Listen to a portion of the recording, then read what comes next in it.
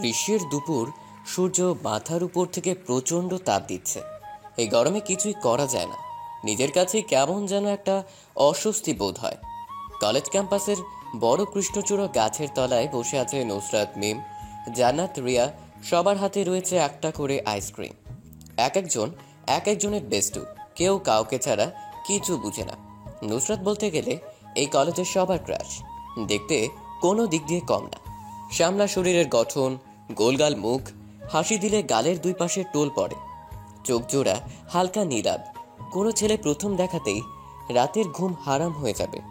নুসরাতের বাবা শহরের বড় একজন বিজনেসম্যান, বেশ নামডাক আছে শহরে তার বাবার। নুসরাত খুব দুষ্টু প্রকৃতির মেয়ে। বড়লোকের আদরের সন্তান, একটু পাঁচই তো হবেই। সবাই গাছতলায় বসে বসে আড্ডা দিচ্ছিল। মাঝ থেকে মিম বলে উঠে, আজকে কলেজের ইকোনমিক্সের নতুন স্যার আসছে, এই সম্বন্ধে কারো কোনো খেয়াল আছে? হঠাৎ মিমের এমন কথা শুনে সবাই মিমের দিকে সরু চোখে তাকায়। সবাই এমনভাবে তাকিয়ে আছে মনে হচ্ছে মিম অন্য গ্রহ থেকে পালিয়ে এসেছে। আরে জানি এই কলেজের সবগুলো স্যার বুড়া বুড়া, সবার বিয়ে হয়ে গেছে। একটা ইয়াং স্যার আনলেই তো হয়। কেন রে, ইয়াং স্যার আসলে আবার অন্যভাবে পড়া বুঝাবে নাকি? পড়া তো একটাই নাকি? আরে ধুর, তুই কিছু বুঝিসই না।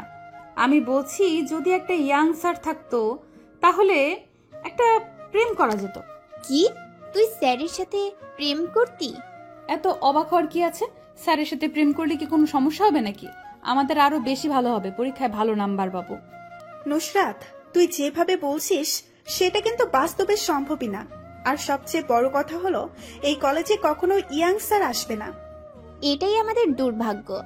এটা এমন একটা কলেজ, কি আর বলবো নিজের কলেজের নামে। থাক, আর কিছু বলতে হবে না। গেটের দিকে তাকিয়ে দেখ, কে যেন গাড়ি নিয়ে ক্যাম্পাসে প্রবেশ করছে। জান্নাতের কথা শুনে সবাই ক্যাম্পাসের গেটের দিকে তাকায়। ব্ল্যাক কালারের একটা দামি গাড়ি ক্যাম্পাসে প্রবেশ করে সবাই বলাবলি করছে, এত দামি গাড়ি নিয়ে কে কলেজে আসলো? নিশ্চয়ই কোনো ক্ষমতাশালী ব্যক্তি হবে। সবাই প্রহর গুনছে কখন গাড়ি থেকে লোকটা নামবে। অবশেষে গাড়ি থেকে একটা সুদর্শন যুবক নামে। লম্বায় 6 ফুট 3 ইঞ্চি হবে, মাথায় এক বোঝা সিল্কের চুল, নিউ হেয়ার স্টাইলে, চোখে কালো স্টাইলিশ চশমা, গোলাপি রঙের ঠোঁট জোড়া, মুখে ক্লিন শেপ দেওয়া, পরনে তার সাদা শার্ট কালো প্যান্টের সাথে ইন করা। কলেজের সব মেয়েরা তো ছেলেটাকে দেখে অবাক হয়ে গেছে। ছেলেটার গায়ের রংটা একেবারে ফর্সা। সবাই বলাবলি করছে ছেলেটা কত হ্যান্ডসাম, কিউট, হট। কিন্তু সেদিকে নুসরাতের কোনো খেয়ালই নেই। এক মনে বসে বসে আইসক্রিম খাচ্ছে। নুসরাত, দেখছিস ছেলেটা কত কিউট? এমন একটা ছেলে যদি আমার বয়ফ্রেন্ড থাকতো তাহলে সারাদিন শুধু ওকে দেখেই যেতাম। মিমের কথা নুসরাতের কাছে কেমন যেন বিরক্ত বিরক্ত লাগছে। একটা ছেলেকে নিয়ে এভাবে পড়ে থাকলে হবে? দুনিয়ায় মনে হয় না আর এমন ছেলে খুঁজে পাওয়া যাবে। কি শুরু করেছিস তোরা? কতক্ষণ ধরে একটা ছেলেকে নিয়ে সবাই এমন করছিস কেন? পৃথিবীতে কি এটাই একমাত্র ছেলে? আরো আছে? আমার আর কোনো ছেলে চাই না, এটা হলেই যথেষ্ট। এখন সামনে সুদর্শন ছেলে থাকতে পৃথিবী ঘুরতে হবে কেন? এবার থাম তোরা, কলেজের সময় হয়ে এসেছে। তাড়াতাড়ি চল, ক্লাসে যাই। নুসরাতের কথা শুনে সবাই বিরক্ত বোধ করে। কত সুন্দর করে বসে বসে মজার আড্ডা দিচ্ছিল, কিন্তু এই ক্লাসের যন্ত্রণায় তার হলো না। একদিন ক্লাস না করলে কি আর এমন হবে ভেবে পায় না কেউ। এখনো ক্লাসে স্যার আসেনি। নুসরাত সবসময় সামনের বেঞ্চে বসে। পড়াশোনা নিয়ে সে একটু সিরিয়াস। মজার সময় মজা, লেখাপড়ার সময় লেখাপড়া। এখনো স্যার আসেনি, আরো কিছুক্ষণ বসে আড্ডা দিলে কতই না ভালো হতো। এই নুসরাতের জন্য আসতে হয়েছে। আরো কিছুক্ষণ বসে থাকতাম আর তোরা সবাই সেই অচেনা ছেলেটার বিষয়ে কথা বলে আমাকে পাগল করে দিতি। ছেলেটার সম্পর্কে আর কিছু বলতাম না, তুই আমাদের সাথে বসে আড্ডা দিলেই দেখতি। জানা আছে তোদের সম্পর্কে, তোদের এক একটাকে আমি খুব ভালো করেই চেনা আছে আমার। তবে নুসরাত, তুই আর যাই বলিস না কেন, ছেলেটা কিন্তু সেই লেভেলের কিউট ছিল। ফরেনার একটা ভাব আছে। ওই ছেলেটার সম্পর্কে আমার কাছে যদি আরেকটা কথা বলিস তাহলে কিন্তু ভালো হবে না। এই নুসরাত, আমি তখন থেকে একটা ব্যাপার লক্ষ্য করছি, তুই ছেলেটার কথা শুনে এমন রেগে যাচ্ছিস, কিন্তু কেন? রাখবো না কেন সেটা বল আমাকে। একটা অজানা ছেলেকে নিয়ে এমন মন্তব্য করছিস যা শুনে আমার প্রচন্ড রাগ লাগতেছে। আমরা একটা ছেলেকে নিয়ে এমন মন্তব্য করতেই পারি, সেটা আমাদের জানা শোনা বা অচেনা থাকলেও তোর সমস্যা কোথায় সেটাই তো বুঝতে পারছি না। কি ব্যাপার নুসরাত মামুনি, ছেলেটাকে দেখে তুইও মনে হয় ক্রাশ খেয়েছিস? নিজের পছন্দের জিনিস তো কখনো আমাদের কাউকে দিস না, তার মানে তুই ছেলেটার উপর ফিদা? কি বলতে চাচ্ছিস তুই? এই নুসরাত চৌধুরী কারোর উপর ক্রাশ খাবে? আমি নুসরাত চৌধুরী, কত ছেলে আমার পেছনে পড়ে থাকে, খবর নিয়ে দেখতে পারিস। আমার ক্রাশ হবে নাকি এরকম একটা ছেলে? এটা তুই ভাবলি কি করে? হয়েছে হয়েছে, থাম এবার তুই। প্রিন্সিপাল স্যার আসছে মনে হয়, সামনে দেখ। জান্নাতের কথা শুনে সবাই সামনের দিকে তাকায়। প্রিন্সিপাল স্যার ক্লাসে প্রবেশ করছে, ওনার পেছনে পেছনে কেউ আসছে, কিন্তু সেই লোকটার মুখের ফেসটা স্পষ্ট বোঝা যাচ্ছে না। এইবার সবার সামনে এসে দাঁড়ায় প্রিন্সিপাল স্যার আর লোকটা। সবাই অবাক দৃষ্টিতে সেদিকে তাকিয়ে আছে, বোঝার চেষ্টা করছে কিছুক্ষণ আগে গাড়ি থেকে নামা হ্যান্ডসাম ছেলেটা এই ক্লাসে প্রিন্সিপাল স্যারের সাথে কিসের জন্য এসেছে কেউ বুঝতে পারছে না। প্রিন্সিপাল স্যার খুব মজার একটা মানুষ, সব সময় হাসি খুশি থাকতে পছন্দ করেন। স্যার নিজের চশমাটা ঠিক করে সবার দিকে তাকায়। উপস্থিত সবগুলো স্টুডেন্ট অবাক হয়ে তাকিয়ে আছে। স্যার মুচকি হাসে। কি ব্যাপার, সবাই এমন অবাক দৃষ্টিতে তাকিয়ে আছো কেন? আমাকে কি এই প্রথম দেখছো নাকি তোমাদের ক্লাসে? সবাই মাথা নাড়ায়, যার মানে না, স্যার এর আগেও অনেকবার এই ক্লাসে এসেছে, কিন্তু আজ হঠাৎ নতুন একজনকে নিয়ে এসেছে, যার কারণে সবার মনে প্রশ্ন জেগেছে, কে এই সুদর্শন যুবক? তোমাদের সবার মনে হয়তো প্রশ্ন জেগেছে, কে এটা আমার সাথে দাঁড়িয়ে আছে? আমি এখন পরিচয় করিয়ে দিব। এটা তোমাদের নতুন টিচার, ইকোনমিক্সের উপর মাস্টার্স কমপ্লিট করেছে কানাডা থেকে। এখন থেকে প্রতিদিন তোমাদের এইসব বিষয়ে লেকচার শোনাবে তিনি। নতুন স্যারের সাথে তোমরা সবাই নিজেরা নিজেরা পরিচয় হয়ে নাও। আমি এখন যাই তাহলে। প্রিন্সিপাল স্যার ক্লাস ত্যাগ করে চলে যায়। কিছুক্ষণ আগের কলেজের সবার ক্রাশ এখন সবার স্যার। ব্যাপারটা খুবই হাস্যকর। নুসরাত এবার ভালো করে নতুন করে স্যারের দিকে তাকায়। দেখতে খারাপ না, তবে কেমন যেন একটা বিদেশি বিদেশি ভাব আছে স্যারের আচরণে। নুসরাতের কোনো দিকে খেয়াল নেই, এক দৃষ্টিতে তাকিয়ে আছে নতুন স্যারের দিকে। নিজেও কি স্যারের প্রতি আসক্ত? এটা ভেবেই নুসরাতের নিজের উপর নিজেরই রাগ হয়। নতুন স্যার নিজের পরিচয় দিতে শুরু করলেন। আমি রায়ান রহমান রিয়ান চৌধুরী, ইকোনমিক্সের উপর কানাডা থেকে মাস্টার্স কমপ্লিট করে এসেছি। আমার বাসা গুলশানে, নিজের পরিবারের সাথে থাকি। আমার বাবা ঢাকার একজন বড় বিজনেসম্যান। কম বেশি সবাই হয়তো চিনো আরিয়ান চৌধুরীকে, তিনিই আমার বাবা। এটাই আমার সংক্ষিপ্ত পরিচয়। আজ থেকে প্রতিদিন তোমাদের ক্লাস নিব আমি। এখন তোমরা নিজেদের পরিচয় আমাকে বলো। ছেলেদের থেকে পরিচয় পর্ব শুরু হয়। একে একে সবাই নিজেদের পরিচয় দিয়ে দেয়। এখন নুসরাতের কাছে এসে দাঁড়ায় রিয়ান।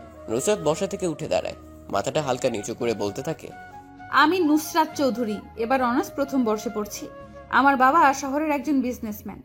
নুসরাত খেয়াল করেছে রিয়ান স্যার এক দৃষ্টিতে তাকিয়েছিল তার দিকে। সবার পরিচয় নেওয়ার সময় তিনি বেশ বিরক্ত বোধ করছিলেন, কিন্তু যখন নুসরাতের সামনে এসে দাঁড়ায় তখন রিয়ান স্যারের মুখে হাসি ফুটে ওঠে। ব্যাপারটা বুঝতে পারছে না নুসরাত। কালকে থেকে ক্লাস শুরু করব। আজকে পরিচয় পর্ব পর্যন্ত সমাপ্ত। আজ আমি আসি তাহলে, দেখা হবে কালকে। রিয়ান স্যার চলে যাওয়ার সাথে সাথে সবাই ক্লাস ত্যাগ করে বাইরে চলে যায়। নুসরাত নিজের সিটেই বসে আছে নিঃশব্দে। নুসরাত, চল এখন বাইরে যেয়ে আড্ডা দেব সবাই মিলে। স্যারের সম্পর্কে আজ সব আড্ডা হবে। নুসরাত, ওর চল আমাদের সাথে। আড্ডা দেব ঠিক আছে, কিন্তু রিয়ান স্যারের সম্পর্কে আমার সামনে কিচ্ছু বলতে পারবি না, সেটা ভালো হোক কিংবা খারাপ। সেটা পরে দেখা যাবে। এখন তুই বসা থেকে উঠে দাঁড়া আর আমাদের সাথে চল। জীবনের বিবিধ অত্যাশ্চর্য সফলতার উত্তেজনা অন্য সবাই বহন করে। জীবন এটা গুরুত্বপূর্ণ না, এক গভীরভাবে অচল মানুষ হয়তো এই নবীন শতাব্দীতে নক্ষত্রের নিচে। নুসরাতের মাথায় এখন একটা বিষয় চেপে বসে আছে, সেটা হলো রিয়ান স্যার। কেন তিনি এইভাবে তাকালো? কি ছিল সেই মায়াবী চোখের তাকানোর মাঝে? রহস্যের মায়াজাল ঘিরে ধরেছে নুসরাতকে। নুসরাত, আমি কিন্তু অনেকক্ষণ ধরে লক্ষ্য করছি তুই কেমন যেন অন্যমনস্ক হয়ে গেছিস। সকালে তো কত সুন্দর করে আমাদের সাথে জমিয়ে আড্ডা দিচ্ছিলি, কিন্তু ক্লাসে ঢোকার পর থেকে কিছু একটা নিয়ে চিন্তা করছিস তুই। নুসরাত নিজের চিন্তিত মুখে হাসি ফোটানোর বৃথা চেষ্টা করছে, কারণ সে জানাতে চায় না রিয়ান স্যারের রহস্যময় বিষয়টা। কোথায় আমি অন্যমনস্ক হয়ে আছি? তোরা নতুন স্যারের কথা বলতে বলতে আমাকে পাগল করে ফেলেছিস। এখন আবার কিন্তু সেই বিষয় নিয়ে কোনো কথা বলবি না। সবাই নিজেদের মতো করে আড্ডা দিতে থাকে। এইভাবে হয়তো তাদের সময় কেটে যাবে। কিন্তু এই ব্যস্ত শহরের অবহেলিত জনগোষ্ঠীর খবর নেওয়ার প্রয়োজন বোধ করে না কেউই, সবাই নিজেদের কাজে ব্যস্ত। এইদিকে রিয়ান কলেজ শেষ করে গুলশানে নিজের বাড়িতে চলে আসে। রিয়ানের বাবা আরিয়ান চৌধুরী গুলশানের ফাঁকা একটা বড় জায়গায় নিজের বাড়িটা স্থাপন করে দোতলায় বাড়িটা সৌন্দর্যে আশেপাশে ছড়িয়ে পড়েছে। এটাই মূলত গুলশানের সবচেয়ে সুন্দর বাড়ি। সাদা নীল হলুদ রঙের মিশ্রণে বাসাটা ঝকমক করছে। রিয়ানের গাড়ি চৌধুরী মঞ্জিলের ভিতর প্রবেশ করে। গাড়ি থেকে নেমে বাসার মেইন দরজা দিয়ে প্রবেশ করে সে। আরিয়ান চৌধুরী রিয়ানের বাবা সোফায় বসে বসে টিভিতে সংবাদ দেখছে। রিয়ান যে সোফায় হেলান দিয়ে বসে পড়ে। সে একটা সার্ভেন্টকে ডাক দিয়ে বলে ঠান্ডা পানি দিয়ে যেতে। কি ব্যাপার রিয়ান, খুব টায়ার্ড নাকি তুমি? বাইরে থেকে এসেই ফ্রেশ না হয়ে সোফায় বসে পড়লে? রিয়ানের চোখে হতাশার ছাপ, ক্লান্তিতে শরীরটা ছেয়ে গেছে। পানি না খেলে এখন গলা দিয়ে কথাও বের হবে না মনে হয়। সার্ভেন্ট রিয়ানের জন্য পানি নিয়ে আসে। রিয়ান পানি পান করে। এখন গলা দিয়ে আওয়াজ বের হবে, শরীরে হালকা শক্তির ভাব এসেছে। বাবা, আমি অনেক ক্লান্ত। দেশে এসে আজকে প্রথম অনেকগুলো জায়গায় ভ্রমণ করেছি। শরীরটা হালকা দুর্বল মনে হচ্ছে। শুনলাম কলেজে নাকি জয়েন হয়েছো। আমি বুঝতে পারছি না, আমার এত বড় একটা ব্যবসা থাকতে তুমি কেন কলেজে জয়েন করেছো? বাবা, তুমি তো জানোই ব্যাপারটা, তাহলে কেন এটা নিয়ে এত ভাবছো? আমি কিছুদিন পরেই অফিস জয়েন করব। খুশি হলাম কথাটা শুনে, তবে তোমার বিয়ের ব্যাপারটা নিয়ে আমি আর তোমার মা কিন্তু বেশ ভালোই চিন্তিত। কেন কেন আমার বিয়ে নিয়ে তোমাদের এত চিন্তা কেন? আমি আমার সিদ্ধান্ত তো তোমাদেরকে আগেই জানিয়ে দিয়েছি। আমি তো সেটা বুঝতে পারছি, কিন্তু তোমার সেটা শুনতে বা মানতে নারাজ। এখন তুমি তোমার মায়ের সাথে কথা বলে দেখো কি বলে সে। আমি এখনই যে মার সাথে এটা নিয়ে কথা বলছি, তোমাকে আর চিন্তা করতে হবে না। কথাটা বলে রিয়ান মায়ের রুমের দিকে যেতে থাকে। রিয়ানের মা রাফিয়া চৌধুরী বিছানা চোখ জোড়া বন্ধ করে শুয়ে আছে। রিয়ান যে মায়ের পাশে বসে, হঠাৎ কেউ বিছানার উপর বসায়। রিয়ানের মা চোখ জোড়া মেরে তাকায়। কখন এসেছিস বাবা? দেখে মনে হচ্ছে ফ্রেশ না হয়ে চলে এসেছিস আমার কাছে। কোনো কিছু প্রয়োজন? মা, আমার কিছু প্রয়োজন নেই এখন। বাবার কাছে শুনলাম আমার বিয়ে নিয়ে নাকি তোমরা অনেক চিন্তিত। আমার একমাত্র ছেলে, তার বিয়ের বয়স হয়েছে, এখন এটা চিন্তা না করলে কি হয়? আগে থেকে তো সবকিছু ঠিক করতে হবে।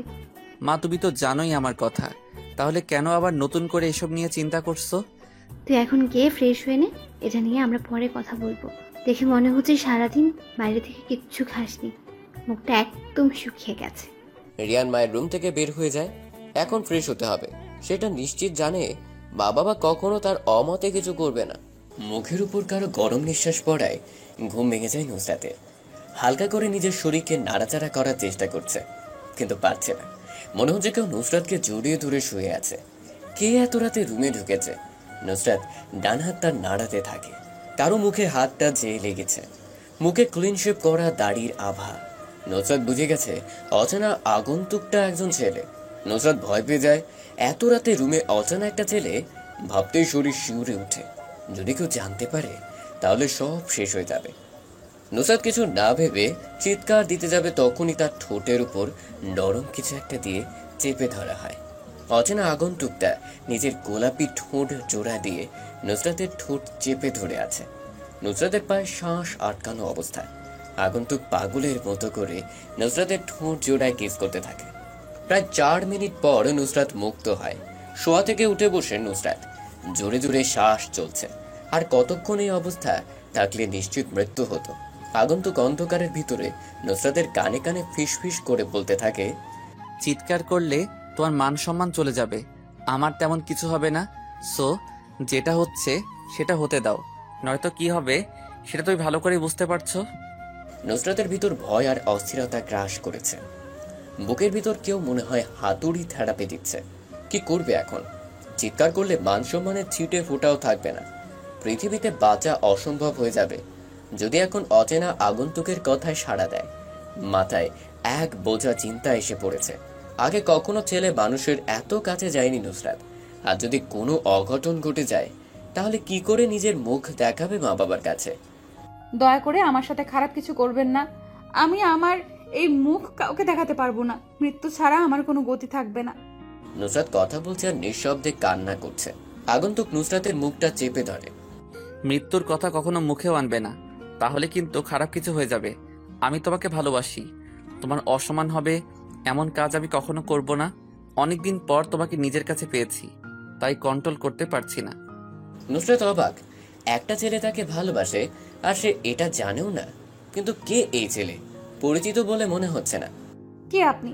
পরিচয় বলেন আপনার। আমার অজান্তেই আমাকে কেউ ভালোবাসে, আমি তাকে দেখতে চাই। এমন অদৃশ্য হয়ে আসার কারণ কি? আমি তোমাকে তোমার অজান্তেই ভালোবেসে ফেলেছি। আমাকে তুমি দেখতে পারবে না। আমি আসবো কোনো একদিন তোমার সামনে নিজের পরিচয় নিয়ে, ওই দিনই না হয় আমাকে মন ভরে দেখে নিও। নুসরাত এই প্রথম কোনো এক অজানা অনুভূতির সম্মুখীন হয়েছে। এত রাতে রুমে কখনো কোনো ছেলের সাথে বসে বসে ফিসফিসে কথা বলা হয়নি। আপনি কখন যাবেন? যদি আমার বাবা মা বুঝতে পারে আমার রুমে কোনো ছেলে আছে, তাহলে কিন্তু আপনাকে আর আমাকে মেরেই ফেলবে। তোমার বাবা মা কেউ জানবে না। আমি ফজরের আগে চলে যাব। অনেকদিন পর তোমাকে কাছে পেয়েছি, ছেড়ে যেতে মন চাচ্ছে না। আমি আপনার বউ না যে আমার সাথে থাকার আশা করছে। এখন বউ না তো কি হয়েছে? একদিন তো আমার ঘর আলোকিত করে নতুন বউ সেজে আসবে। এখন না হয় ভালোবাসার মানুষ হয়ে থাকো। শখ কত আমাকে বিয়ে করার? আমি কখনো আপনার মতো মানুষকে বিয়ে করব না। আপনি এক্ষুনি চলে যান, নয়তো খারাপ কিছু করে ফেলবো আমি। কথাটা শুনে আগন্তুক নুসরাতকে পেছন থেকে জড়িয়ে ধরে নুসরাতের ঘাড়ে মুখ গুজে। আগন্তুকের গরম নিঃশ্বাসে নুসরাত শিউরে ওঠে। মনের ভিতর কেমন যেন একটা অনুভূতি সৃষ্টি হচ্ছে, যেটা আগে কখনো ঘটেনি তার সাথে। নুসরাত আগন্তুকের কাছ থেকে ছুটার জন্য নাড়াচাড়া করতে থাকে, কিন্তু আগন্তুক নুসরাতকে কোনোভাবে ছাড়ার জন্য প্রস্তুত নয়। আগন্তুক যেন আরো পাগল হয়ে গেছে। দু হাত দিয়ে নুসরাতের মুখটা সামনে এনে দুজনের কপালটা স্পর্শ করায়। দুজনের ভারী নিঃশ্বাস মুখের উপর পড়ছে। আগন্তুক নুসরাতের ঠোঁটের সাথে নিজের ঠোঁট জোড়া মিশিয়ে দেয়। কিছুক্ষণ পর নুসরাতকে ছেড়ে উঠে দাঁড়ায় আগন্তুক। নুসরাত ভয় কাঁপছে। সে নিজেও লজ্জায় পড়ে গেছে একটা অচেনা ছেলের সাথে।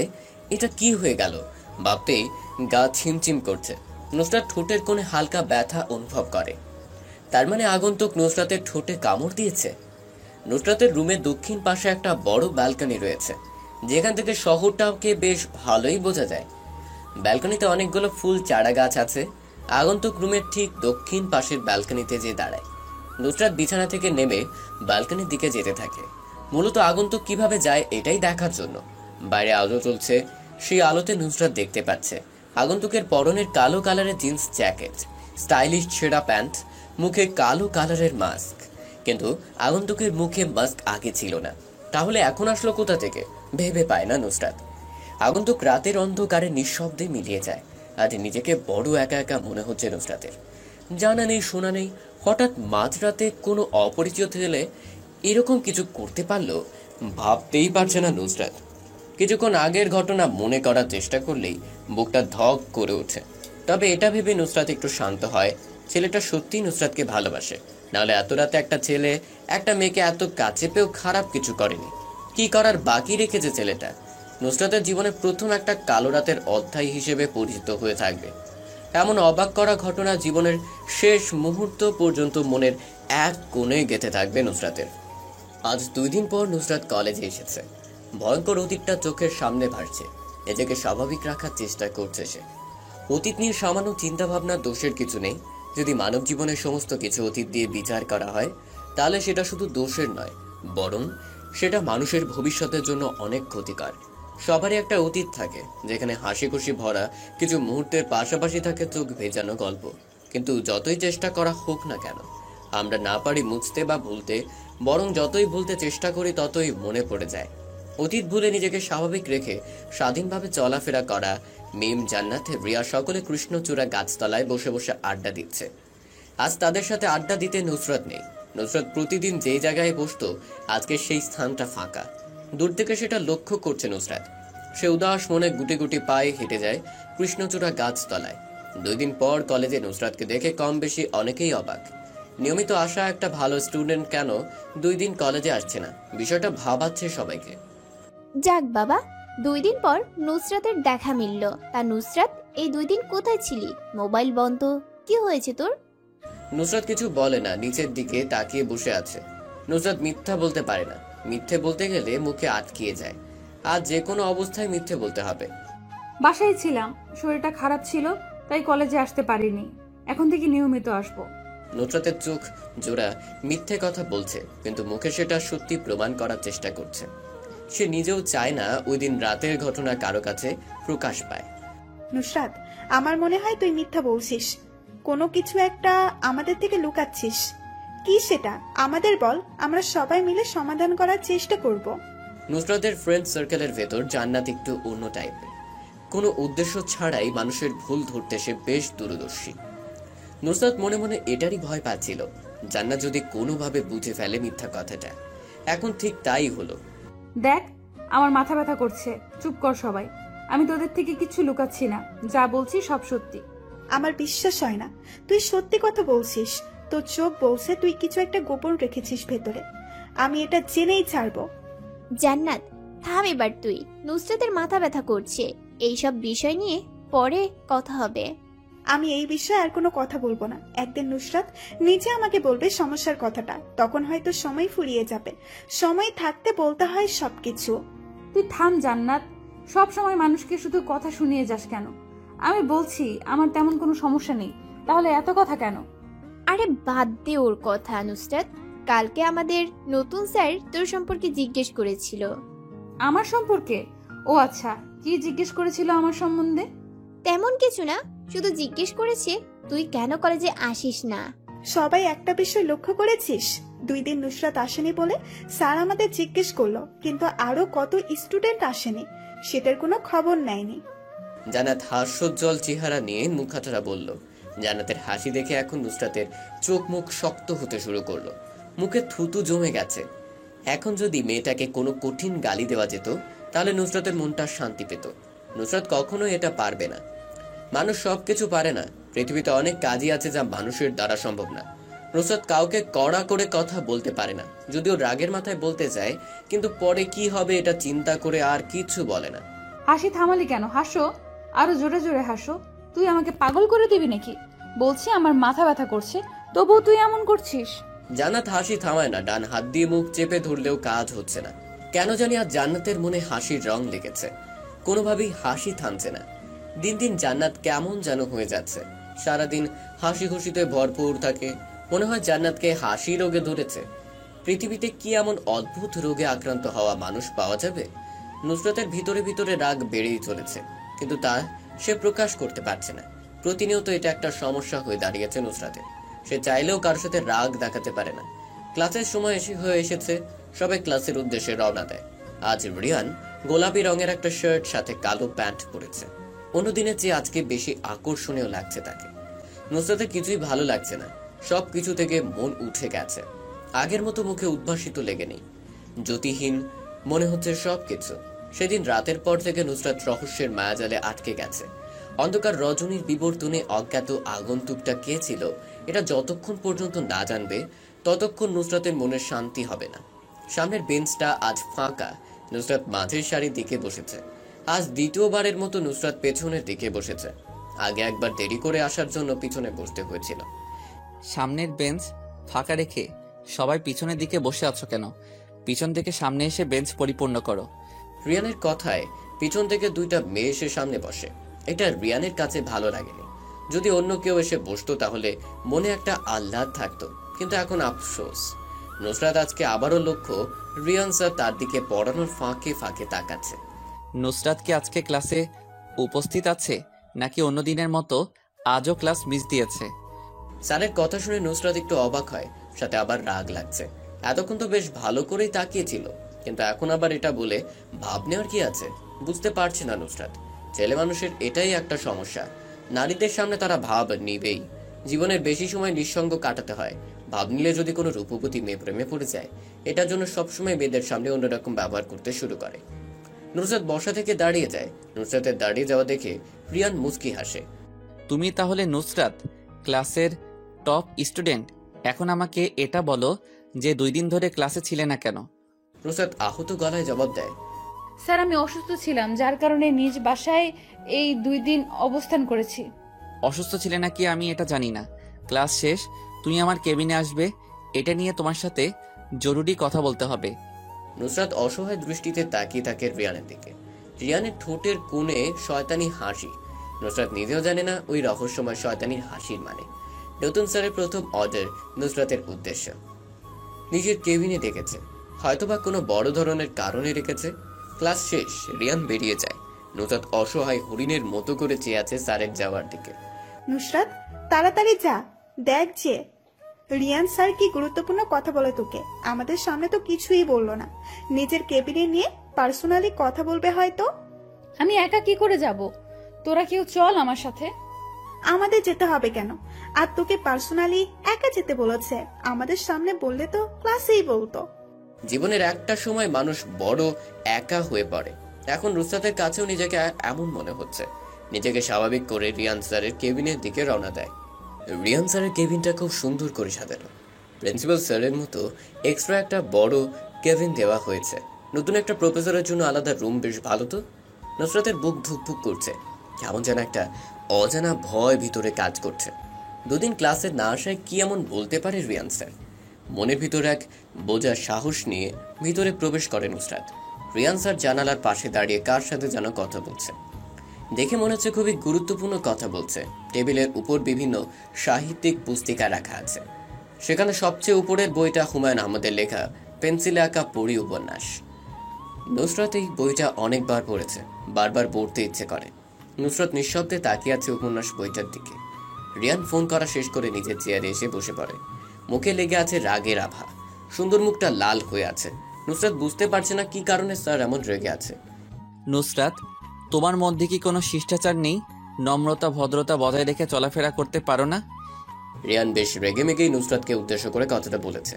হঠাৎ করে এমন রেগে কথা বলায় নুসরাত ভয় পেয়ে যায়। মানে স্যার, আমি কি করেছি? কি করনি তাই বলো। কারো কেবিনে প্রবেশ করার আগে যে অনুমতি নিয়ে আসতে হয়, এটা কি তুমি জানো না? নুসরাতের মনে ছিল না অনুমতি নিয়ে প্রবেশ করার কথা। অস্থিরতার বাঁধে সবকিছু ভুলে যায় নুসরাত। একটা কথাই মাথায় আসছিল তখন, রিয়ান স্যার কেন নিজের কেবিনে ডেকেছে।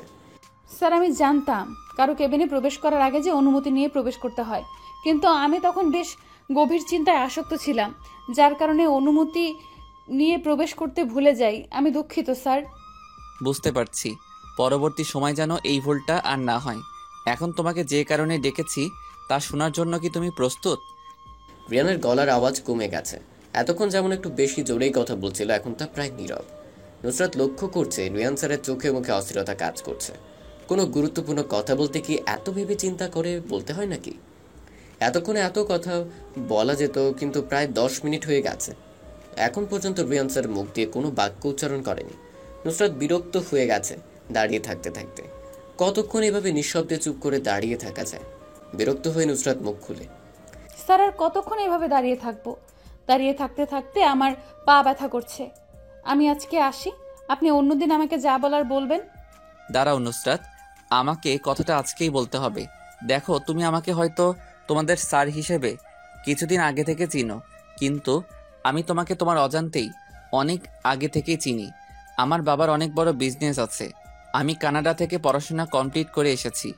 আমি চাইলেই আমার বাবার বিজনেস সামলাতে পারতাম, কিন্তু আমি তা না করে একজনের জন্য এই কলেজে প্রফেসর হিসেবে জয়েন হয়েছি। রিয়ান কথাগুলো এক নিঃশ্বাসে বলে থামে। স্যারের কপালে হালকা ঘাম জমেছে। নিজের রুমালটা দিয়ে ঘাম মুছে নেয় তিনি। নুসরাত বুঝতে পারছে না কার জন্য এত কিছু ত্যাগ করে রিয়ান এই কলেজে জয়েন হয়েছে। স্যারকে সেই ব্যক্তি যার জন্য আপনি এত কিছু ত্যাগ করে এখানে জয়েন হয়েছেন। রিয়ান মুচকি হেসে বললে, তুমি? আমি? আমার উদ্দেশ্যে আপনি এই কলেজে জয়েন করেছেন মানে কি স্যার? আমাকে একটু বুঝিয়ে বলবেন দয়া করে। মানে তো কিছু একটা আছে, সেটা কি এখনই জানা প্রয়োজন? সব কিছুতে এত আগ্রহ থাকতে নেই। আগ্রহ থাকবে না কেন? একটা লোক আমার কারণে নিজের স্বার্থ ত্যাগ করে কলেজে এসেছে। কি সেই কারণ, এটা জানার জন্যই আমার এত আগ্রহ। যদি সেই কারণটা হয় পবিত্র ভালোবাসা, মনের গহীনে সাজানো সুপ্ত অনুভূতিগুলোর প্রেমে পড়া, তাহলে এই কারণটা কি যথেষ্ট নয়? কি বলছে রিয়ান স্যার? কিছুই বুঝতে পারছে না নুসরাত। ভালোবাসা, এখানে ভালোবাসা আসলো কোথায় থেকে? আবার রোমান্টিক কথাবার্তা চলছে। নুসরাতের কোনো ব্যাপারে জানার আগ্রহটা একটু বেশি। ছোট থেকে এটা নুসরাতের একটা শখ বলা যেতে পারে। সে রহস্যময় কথাবার্তা বলতে পছন্দ করে না, তবে রহস্যময় কথার রহস্য উন্মোচন করতে ভালো লাগে। ভালোবাসা এখানে ভালোবাসা আসলো কোথা থেকে স্যার? আপনি কি বলছেন এসব? দেখো নুসরাত, আমি এত কিছু ভেঙে বলতে পারবো না। সামনাসামনি বলে দিচ্ছি, আমি তোমাকে অনেক আগে থেকেই ভালোবাসি, কিন্তু সেটা আজ পর্যন্ত বলতে পারিনি তোমাকে। আজ বলে দিয়েছি। আমি জানি তোমার কোনো ছেলের সাথে রিলেশন নেই, আর থাকলেও আমি সব কিছু সমাধান করে নিতাম। তোমাকে আমি ভালোবাসি। আজ থেকে এটা ভালো করে মাথায় গেঁথে ফেলো। নুসরাতকে কোনো কিছু বলার সুযোগই দিচ্ছে না রিয়ান। একটার পর একটা কথা বলেই চলেছে। নুসরাত এগুলো কিছুই শুনছে না। নুসরাতের মাথায় এখন একটাই কথা ঘুরপাক খাচ্ছে, রিয়ান স্যার ওকে ভালোবাসে। প্রথম দিন রিয়ানের রহস্যময় চাহনির মানে এখন বেশ ভালো করেই বুঝতে পারছে নুসরাত। স্যারের সাথে স্টুডেন্টের প্রেম ভালোবাসার সম্পর্ক, এটা কিভাবে সম্ভব? সমাজ কি এটা মেনে নিবে? নুসরাত কখনো রিয়ানকে ভালোবাসতে পারবে না, কারণ নুসরাতের বাবা এসব প্রেম ভালোবাসার বিশ্বাসী না। তিনি মনে করেন এখনকার ছেলে মেয়েরা এই প্রেম ভালোবাসাকে কোনো ছেলে খেলা মনে করছে। ইচ্ছে হলো প্রেম করো, পরে ছোট একটা কারণ দেখে সেটা ভেঙে ফেলা, এটাই এখনকার ছেলে মেয়েদের কাজ। রিয়ান এক দৃষ্টিতে তাকিয়ে আছে নুসরাতের দিকে। কি ভাবছে মেয়েটা এতক্ষণ ধরে? কখন রিয়ান প্রেম নিবেদন করেছে এখনো কোনো উত্তর সে পায়নি। নুসরাত কি এখন রিয়ানকে সরাসরি না করে দিতে পারবে? ব্যাপারটা কেমন যেন দেখায়। একটা ছেলে নুসরাতের জন্য এত কিছু ত্যাগ করে এসেছে ভালোবাসা পাওয়ার জন্য। নিজের ভিতর সংকোচ তৈরি হয়েছে নুসরাতের। কি উত্তর দিবে এখন রিয়ানকে? স্যার, আমার বাবা মা মেনে নিবে না এই ধরনের কোনো সম্পর্ক। আমি চাই না এমন কোনো সম্পর্ক আমাদের মাঝে গড়ে উঠুক যা পরবর্তীতে সমাজে আমাকে নিয়ে, আমার বাবা মাকে নিয়ে কটু কথা শুনতে হয়। মেয়েদের এই একটাই সমস্যা, সেটা হলো একটা ছেলে একটা মেয়েকে প্রপোজাল করলে মেয়েটার প্রধান উক্তি হলো বাবা মা মেনে নিবে না। আরে মেয়েটা কি তার বাবা মাকে একবারও জিজ্ঞেস করেছে এই ব্যাপারে? না, সে বাবা মাকে জিজ্ঞেস না করেই একটা ছেলের প্রপোজাল রিজেক্ট করে দেয়। নুসরাত, তুমি আমার প্রপোজাল রিজেক্ট করার পর আমি তোমাকে ছেড়ে দিব এটা মোটেই ভেবো না, কারণ আমি অন্য সব ছেলেদের মতো করে তোমাকে ভালোবাসিনি। প্রেম ভালোবাসায় বাধা আসবেই, তাই বলে কি আমি ছেড়ে চলে যাব? তা কখনো না। আমি অনেক আগে থেকেই তোমাকে পছন্দ করতাম। এই পছন্দটা একসময় ভালোবাসায় রূপ নিয়েছে। আমি তোমার নেশায় আসক্ত। নুসরাত খুব মনোযোগ দিয়ে রিয়ানের কথাগুলো শুনছে। সব কথায় তুলনামূলক যুক্তি আছে, কিন্তু নুসরাতের কিছু করার নেই। তার হাত বাঁধা। এই সমাজের মানুষের কাছে পবিত্র ভালোবাসাগুলোর কোনো দাম নেই। স্যার, আমার কিচ্ছু করার নেই। আমার হাত বাঁধা। আমি চাইলেও আপনাকে ভালোবাসতে পারবো না। ভালো তুমি আমাকেই বাসবে, সেটা সময় বলে দিবে। আমি অনেক বছর অপেক্ষা করেছি, আর অপেক্ষা করার মতো ধৈর্য আমার নেই। তোমাকে আমার প্রয়োজন, সেটা আমি যে কোনো পদ্ধতিতে পেয়ে ছাড়বো। কেউ বাধা দিতে আসলে আমি মেরে ফেলবো তাকে। আপনার যা ইচ্ছা আপনি তা করেন, এর মধ্যে আমি নেই। আমাকে এখন যেতে হবে, নয়তো সবাই খারাপ কিছু চিন্তা করবে। নুসরাতের কথাটা শোনা মাত্র রিয়ান চেয়ার থেকে উঠে দাঁড়ায়, কেবিনের দরজাটা লক করে ফেলে। নুসরাত রিয়ানের এমন কাণ্ডে ভয় পেয়ে যায়। রিয়ান নুসরাতের দিকে গুটি গুটি পায়ে এগোতে থাকে। নুসরাত এক পা করে পেছাতে থাকে রিয়ানের থেকে। পিছাতে পেছাতে এক সময় টেবিলের সাথে ধাক্কা লাগে, পিছন যাওয়ার আর জায়গা নেই। নুসরাত নিজের হাত দিয়ে টেবিল চেপে ধরে আছে। মনের ভিতর ভয় সৃষ্টি হয়েছে। রিয়ান নুসরাতের ভয় পাওয়া মুখের ফেসটা দেখে শয়তানি হাসি দেয়। রিয়ান নুসরাতের অনেক কাছে চলে এসেছে। দুজনের মধ্যে এখন এক আঙ্গুল সমপরিমাণ দূরত্ব। নুসরাতের বুকের ভেতর মনে হচ্ছে ট্রেন ছুটছে। কপালের আশেপাশে বিন্দু বিন্দু ঘাম জমেছে। চুলগুলো সেই ঘামে লেপ্টে রয়েছে। রিয়ান বিষয়টা খেয়াল করলো, নুসরাতকে অনেক আকর্ষণীয় লাগছে।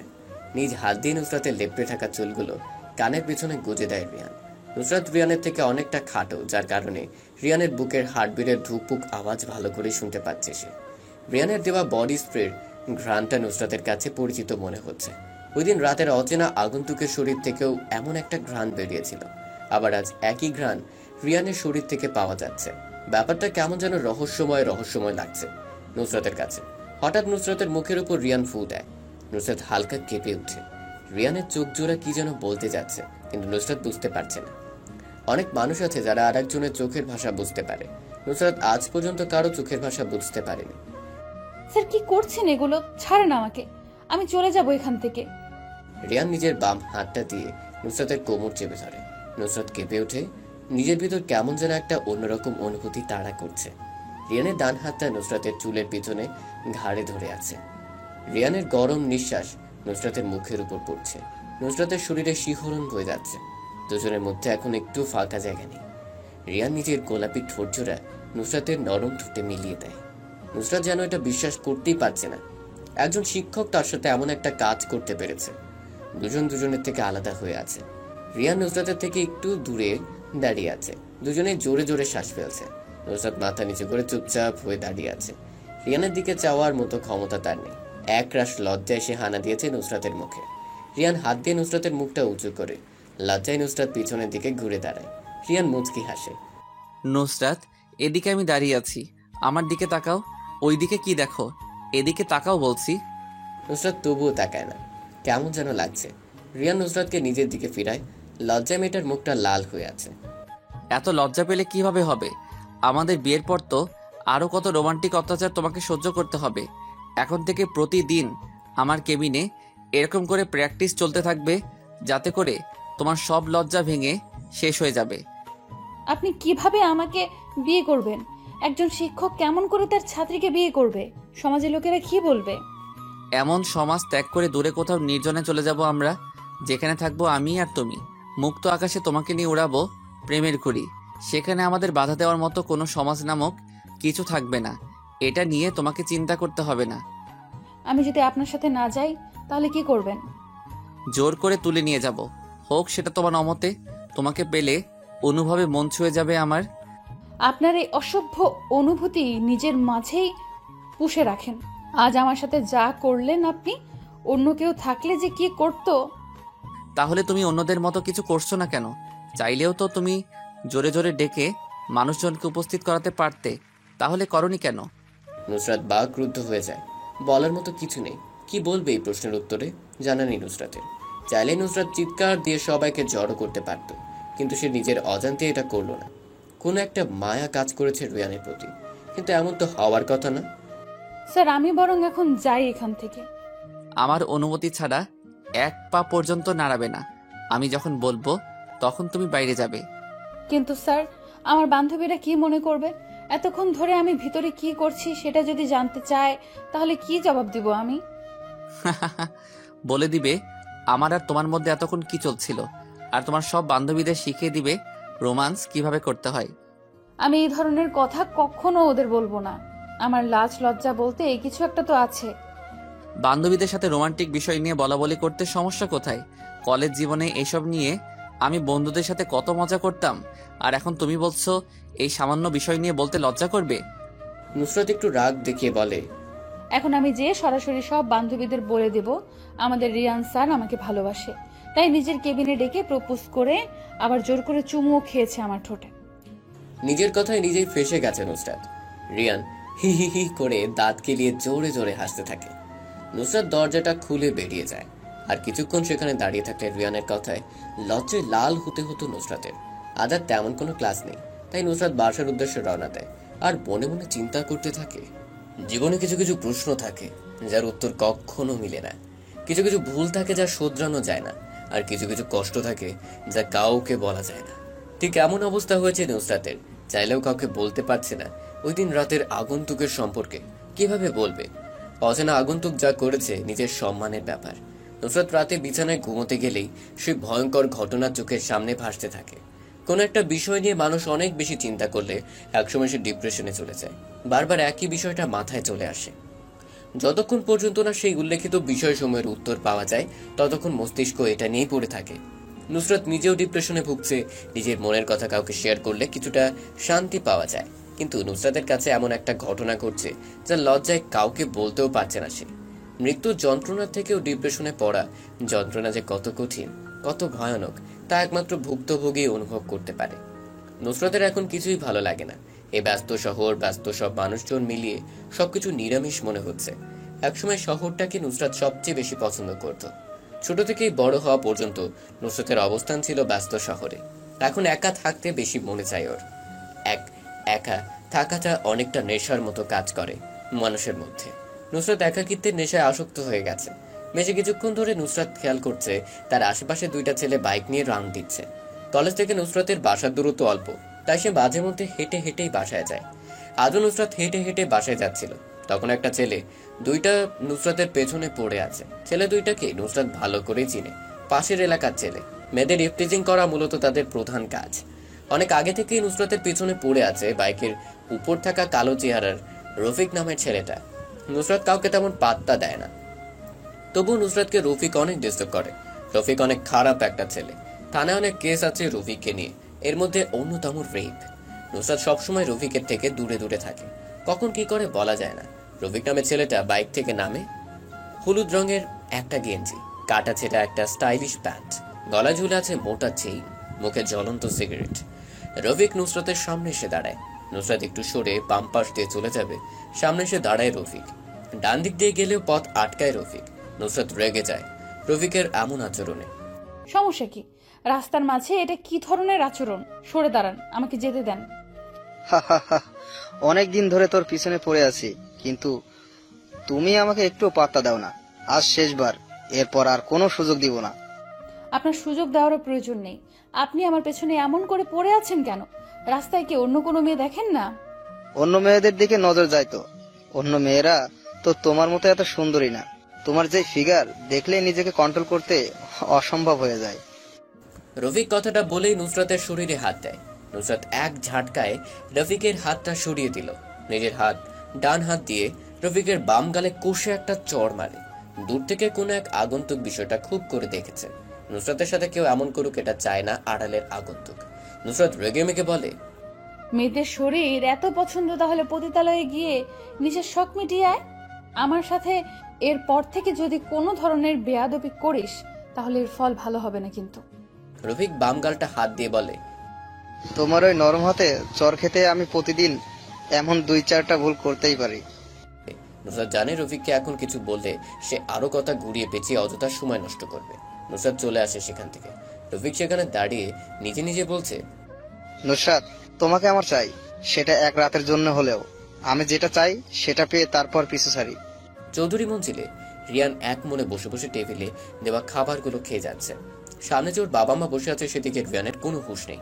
রিয়ানের বাবা মা দুজনেই রিয়ানের বিয়ের ব্যাপারে অনেক চিন্তিত, কিন্তু রিয়ানের চেহারায় এই ব্যাপারে চিন্তার ছিটে ফোটাও নেই। রিয়ান, আমি আর তোমার বাবা যে এতক্ষণ এখানে বসে বসে কথাগুলো বলেছি, তুমি কি তা শুনতে পেয়েছো?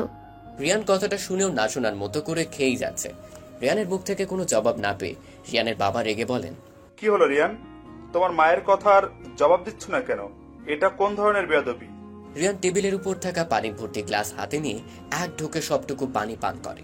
বলতে শুরু করে, খাবার খাওয়ার সময় যে কথা বলতে হয় না সেটা তো তোমরা দুজন জানো, তাহলে কেন আমাকে খাওয়ার সময় প্রশ্ন জিজ্ঞেস করছো? রিয়ানের বাবা আরিয়ান থমকে যায় নিজের ছেলের এমন উত্তরে। আরিয়ান চৌধুরী একজন বিজনেসম্যান। বিজনেস করতে হলে প্রথমে দরকার মস্তিষ্কের বুদ্ধি। এক একজন বিজনেসম্যান হয়ে থাকে অনেক বুদ্ধিমান। নিজেরা নিজেদের সাথে কঠোর মাইন্ড গেম খেলতে থাকে।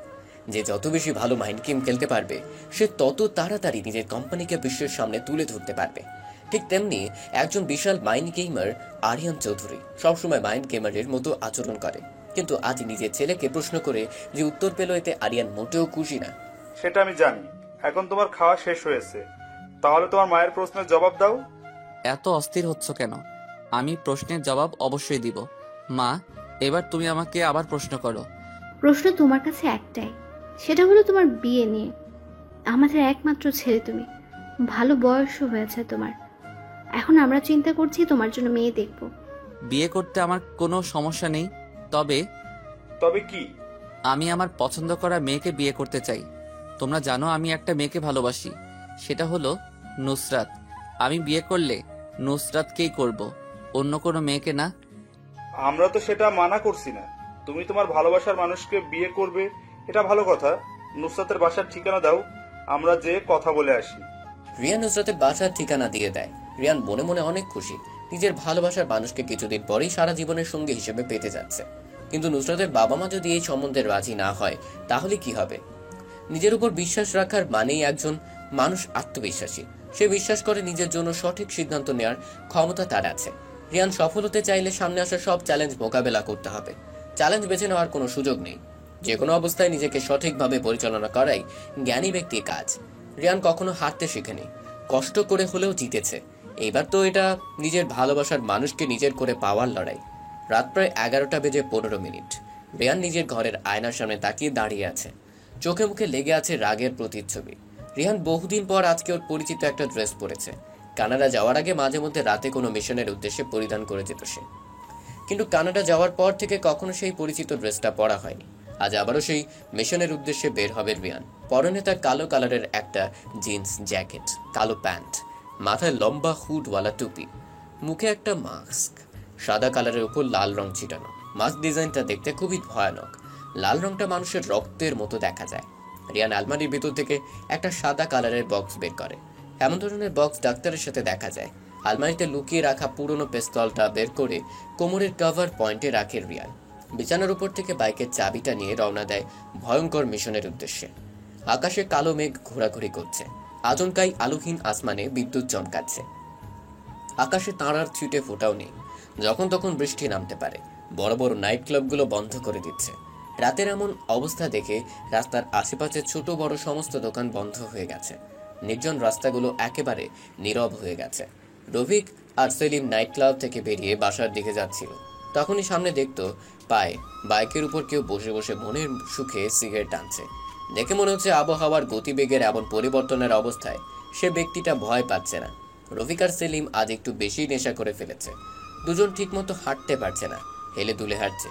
রফিক যে বাইকের উপর বসা আগন্তুকের সামনে দাঁড়ায়, পিছনে সেলিম। রফিক মাতালদের মতো করে বলতে শুরু করে, এই কে তুই? এত রাতে রাস্তার মাঝখানে বাইক দাঁড় করিয়ে বসে বসে সিগারেট টানছিস? আগন্তুক বাইক থেকে নেমে দাঁড়ায়। সিগারেটে একটা টান দিয়ে সবগুলো বিষাক্ত ধোঁয়া রফিকের মুখের উপর ছাড়ে। নে, এবার বাইক থেকে নেমে সিগারেট টানছি। আগন্তুকের এমন কথা শুনে রফিক রেগে বলে, এই তুই কোন সাহসে আমার মুখের উপর সিগারেটের ধোঁয়া ছাড়লি? জানিস আমি কে? চাইলে তোকে এখানে মেরে চলে যেতে পারবো। কে তুই ভাই? আমি চিনতে পারছি না তোকে। তুই কি এই এলাকার মাস্তান নাকি? আমি মাস্তান না, আমি আমার ঘরে মাস্তান পুষি। তুই আগে এটা বল, আমার মুখের উপর সিগারেটের ধোঁয়া ছাড়লি কেন? আমার মুখ, আমার সিগারেট, আমি যা ইচ্ছে তাই করব। তুই বলার কে? সবকিছু তোর থাকলেও এলাকা আমার।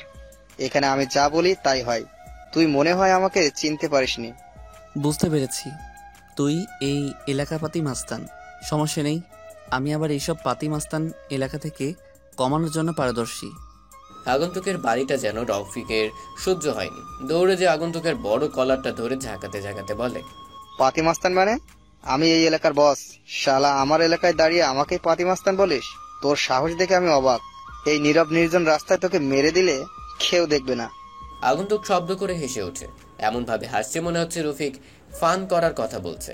আগন্তুক নিজের কলার থেকে রফিকের হাতটা ছাড়িয়ে বলে, আমি 3টা জিনিস খুব অপছন্দ করি। এর মধ্যে একটা হলো কেউ আমার কলার ধরবে। তুই নিজেই মনে হয় না আমাকে এখনো চিনতে পেরেছিস। কে তুই? আমার এলাকায় এসে আমাকে কিছু বলে চলে যাবি? শরীরে হাত লাগিয়ে দেখ আমি কি অবস্থা করি তোর। আগন্তুক রফিককে নিজের হাত দিয়ে ঝাঁকাচ্ছে আর বলছে, এই যে শরীরে হাত দিলাম, কর। এখন আমাকে কিছু করে দেখা। আজ তোর এলাকায় তোকে মারবো, দেখি আমাকে কে বাধা দিতে আসে। আগন্তুকের হাতের ধাক্কা খেতে খেতে রফিক একসময় রাস্তার পড়ে যায়। সেলিম এগিয়ে আসবে তখনই আগন্তুক কোমরের কভার পয়েন্ট থেকে পিস্তলটা বের করে সেলিমের বাম পায়ে গুলি করে। সেলিম নিচে পড়ে যায়। আগন্তুকের হাতে পিস্তল দেখে রফিক ভয় পেয়ে যায়। রফিক এলাকার মধ্যে যতই মাস্তানি করে না কেন, কখনো পিস্তল নিয়ে কিছু করেনি। এখন আগন্তুকের হাতে পিস্তল দেখে রফিক বুঝে গেছে সামনে দাঁড়িয়ে থাকা ভয়ানক ব্যক্তিটা কেমন হতে পারে। অনেক দিন হলো আমি এই মেশিন ব্যবহার করি না, সময়ের জন্য চালানো হয়নি। আজকে অনেকদিন পরে ট্রাই করলাম, ভালোই চলে মেশিনটা। ভাই কে আপনি? এইভাবে সেলিমের পায়ে গুলি করলেন কেন? ভয় পেয়েছিস? আমি মানুষকে ভয় দেখাতে ভালোবাসি, অনেক মজা পাই তখন যখন আমাকে দেখে কেউ ভয় পায় আর আমার চরণে পড়ে ক্ষমা চাই। তুই আমাকে মজা দিয়েছিস, আমি তোকে প্রাণে মারবো না, শুধু বাম হাতটা কেটে দিব। আগন্তুক পাগলের মতো করে হাসতে হাসতে দৌড়ে যে বাইকের উপর থেকে একটা বক্স নিয়ে আসে। রফিক আগন্তুকের এমন পাগলামি হাসি দেখে ভয় পেয়ে যায়। আগন্তুক বক্সের ভিতর থেকে ছোট একটা ধারালো অস্ত্র বের করে। অস্ত্রটা দেখে মনে হচ্ছে অনেক ধারালো, শক্ত কোনো কিছু মুহূর্তের মধ্যে কেটে যাবে। কি করতে যাচ্ছে আগন্তুক জানা নেই রফিকের। ভাই এটা বের করছেন কেন? কি করবে এটা দিয়ে? যা ইচ্ছা করেন আমাকে, কিন্তু কিছু করবেন না। তোকে কিছু করব না তো, শুধু তোর এই নোংরা হাতটা কেটে ফেলবো। কেমন লাগবে বলতো? আমার ভাবতেই কেমন যেন লাগছে। রফিক নিজের হাত দুটো পেছনে নিয়ে নেয়। এই পাগলা আগন্তুকের বিশ্বাস নেই। আগন্তুক ডান হাতে অস্ত্রটা ধরে বাম হাত দিয়ে রফিকের সাথে জোরাজুরি করছে। এক পর্যায়ে এমন কিছু ঘটবে বিশ্বাসই হচ্ছে না রফিকের। আগন্তুক আজকে হিংস্র রূপ নিয়েছে। নিজেকে মনে হচ্ছে কোনো আক্রমণ ভাগের নির্যাতিত হিংস্র পশু। রফিক কোনো অবস্থায় নিজের হাত দিতে প্রস্তুত না। অনেকক্ষণ জোরাজোরি করার পর আগন্তুক রফিকের বাম হাতটা ধরতে সক্ষম হয়। সবার চোখের পলকের আগে আগন্তুক অস্ত্রটা দিয়ে রফিকের বাম হাতটা কেটে ফেলে। রফিক জোরে চিৎকার দিয়ে ওঠে, কিন্তু রফিকের চিৎকার শুনে কেউ আজ তাকে বাঁচাতে আসবে না। আগন্তুক উচ্চস্বরে পাগলের মতো হাসতে থাকে। বক্স থেকে কিছু ডাক্তারি জিনিসপত্র বের করে। লম্বা সুই দিয়ে রফিকের কাঁটা হাতে সেলাই করতে থাকে। রফিক জোরে জোরে কান্না করছে। এমন ব্যথার চেয়ে মৃত্যু অনেক ভালো। আগন্তুক সেখানে আর দাঁড়ায় না, বক্সটা হাতে নিয়ে বাইকের কাছে যায়। সেলিম অজ্ঞান হয়ে নিচে পড়ে আছে। রফিক নিজের কাটা হাতের দিকে তাকাতেই ভয় পেয়ে যায়। কেমন ভয়ানক সাইকো টাইপের লোকটা। হাত কেটে ফেলার সময় নিজের বিবেক একটু বাধা দেয়নি। গুড়ি গুড়ি বৃষ্টি শুরু হয়ে গেছে। আজকে মনে হয় গ্রীষ্মের প্রথম বৃষ্টির রাত। আগন্তুক আর পিছনের দিকে তাকায় না। তাকালে হয়তো দেখতে পেত রফিকের অনাতঙ্ক চিৎকার। সকাল 9:30 নুসরাত কলেজের উদ্দেশ্যে রওনা দেয়। আজকে অনেক দেরি হয়ে গেছে মনে হয়। নুসরাত প্রতিদিনই এই রাস্তা দিয়ে কলেজে যায় আর আসার সময় আসে। রাস্তার পাশে ছোট একটা বসতি, সেখানে অসহায় গরিব দুঃখী মানুষের বসবাস। এই জগতে ধনী ও গরিব নামের দুটো মানুষের শ্রেণী রয়েছে। ধনীরা গরিবের সাথে কোনো রকম আত্মীয়তা করতে চায় না। গরিবরা বড় নিষ্ঠুরতার শিকার, চাইলেও ভালো কিছুর আশা করতে পারে না। নুসরাতের বড় মামা একজন রাজনৈতিক নেতা। তিনি নেতা হওয়া সত্ত্বেও গরিবের প্রতি কোনো মায়া দয়া নেই। গরিবের হক নিজের কোষাগারে জমা করে। এই কারণে মূলত নুসরাত তার বড় মামাকে পছন্দ করে না। সমাজে এমন অনেকেই আছে যারা অন্যজনের হক মেরে খাচ্ছে। নুসরাত সবচেয়ে বেশি অপছন্দ করে এটা। কথাগুলো ভাবতে ভাবতে নুসরাত কলেজ ক্যাম্পাসে প্রবেশ করে। অন্যদিনের মতো আজকেও সবাই বসে বসে কৃষ্ণচূড়া গাছতলায় আড্ডা দিচ্ছে। নুসরাত যে এক পাশে বসে পড়ে। নুসরাতের ঔজ্জ্বল্যহীন চেহারা দেখে মিম বলে উঠে, নুসরাত, কি হয়েছে? কিছুদিন যাবত লক্ষ্য করছি তুই কেমন যেন হয়ে গেছিস। আগের মতো আমাদের সাথে কথা বলিস না, আড্ডা দিচ্ছিস না, ব্যাপার কি? নুসরাত মিমের দিকে তাকায়। মেয়েটা নুসরাতের অনেক খেয়াল রাখে। ছোট থেকেই মিমের সাথে নুসরাতের বেড়ে ওঠা। নুসরাত মিমকে প্রত্যুত্তরে একটা উদাসীন মুচকি হাসি দিয়ে বলে, আমার আবার কি হবে, সবকিছু ঠিক আছে। আর এখন পড়াশোনা নিয়ে একটু বেশি ব্যস্ত, তাই তোদের সাথে আড্ডা দিতে পারি না। নুসরাত, কালকে যে রিয়ান স্যার ওনার কেবিনে তোকে ডেকেছে, কি বলছে উনি? নুসরাত এটারই ভয় পাচ্ছিল এতক্ষণ। অবশেষে জান্নাত জিজ্ঞেস করেই ফেললো গতকালের কথা। নুসরাত জানে ফ্রেন্ড সার্কেলের ভিতর জান্নাতে একমাত্র মেয়ে যে এমন প্রশ্ন করতে পারে।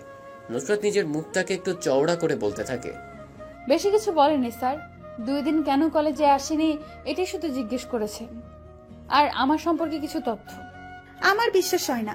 শুধু এই কথাগুলো জানার জন্য রিয়ান স্যার নিজের কেবিনে ডেকেছিল?